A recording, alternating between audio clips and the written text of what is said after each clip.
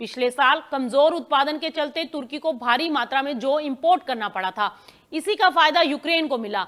आंकड़ों पर नजर डालें तो 2025-26 में तुर्की का जौ आयात करीब 15 लाख टन रहा, जबकि 2024-25 में यह सिर्फ 1.5 लाख टन था।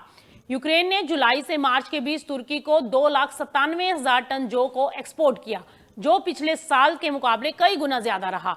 लेकिन अब तस्वीर बदल रही है, क्योंकि तुर्की में सरकारी एजेंसी TMO यानी कि तोप्राक महसूलरी ऑफिसी अपने स्टॉक से जो 12,000 लीरा प्रति टन, जो कि लगभग 269 टन प्रति टन पर बेच रही है। यानी घरेलू बाजार में कीमतें पहले से ही कॉम्पिटिटिव हैं, और यही वजह है कि यूक्रेनी जो तुर्की के मुकाबले महंगा पड़ रहा है। अब आने वाले सीजन में तुर्की का इंपोर्ट यूक्रेन से घट सकता है।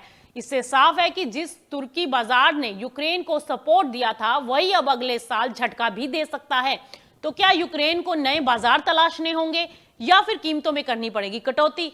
देखिए, तुर्की और यूक्रेन की स्थिति का भारत पर सीधा असर फिलहाल नहीं होगा, लेकिन इनडायरेक्ट रूप से असर जरूर पड़ेगा, और वो भी कई लेवल पर। ग्लोबल कीमतों पर दबाव आ सकता है। अगर तुर्की इंपोर्ट कम करता है तो यूक्रेन के पास जौ का स्टॉक बढ़ेगा, वो दूसरे देशों में सस्ता बेचने की कोशिश करेगा।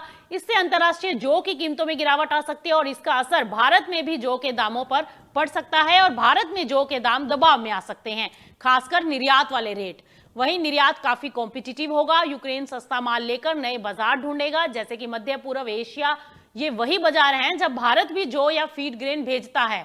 तो इसका असर ये होगा कि भारतीय निर्यातकों को अच्छा कंपटीशन मिलेगा, सस्ते रेट पर बेचने का दबाव भी बढ़ेगा। फीड इंडस्ट्री को इससे फायदा होगा, और अगर ग्लोबल कीमतें गिरती हैं तो जौ और दूसरे फीड ग्रेन सस्ते हो सकते हैं।